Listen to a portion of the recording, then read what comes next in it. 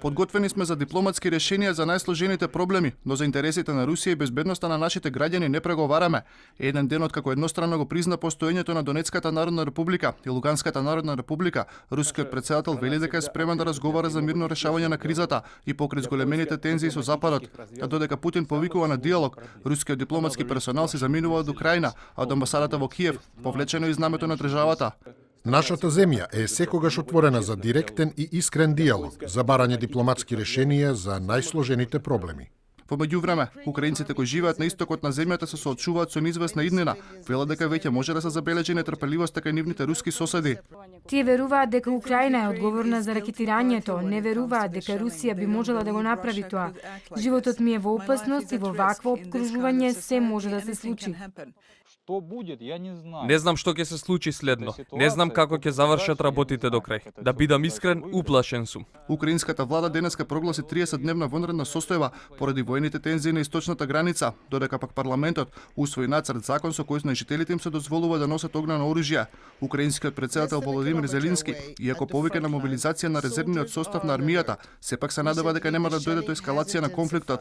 Денеска уште еднаш го повика Путин да седнат на маса и да ги надминат несогласувањата.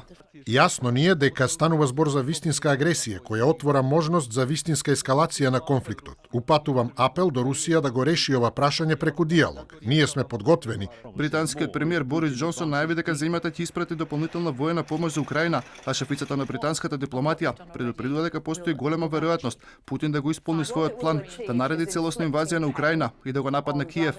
Русија ја опколи Украина и можеме да видиме дека се подготвува напад од различни правци. Доколку дојде до инвазија, Велика Британија ќе ги засили своите санкции кон Москва. Во тој случај сите опции се во игра. САД, Канада, Велика Британија и уште неколку други држави веќе ги објавија првите санкции за Москва и одцепените региони во Украина. Првично тие се насочени кон финансискиот сектор и трговијата. Според американските медиуми, санкциите за прв пат се насочени кон членовите на фамилиите на најблиските соработници на Путин. Ке почнам да воведувам санкции, многу поостри од чекорите што ние и нашите сојузници ги презедовме во 2014 година. Ако Русија продолжи со оваа инвазија, ние сме подготвени да одиме понатаму. Од денеска попладне ќе стапи на сила и првиот пакет санкции кој Европската унија ги одобри против Русија. На удар се 351 член на Руската дума, како и 27 физички и правни лица, кои придонеле за загрозување на територијалниот интегритет на Украина. Со санкциите опфатени се и руски банки, кои финансирале армијата.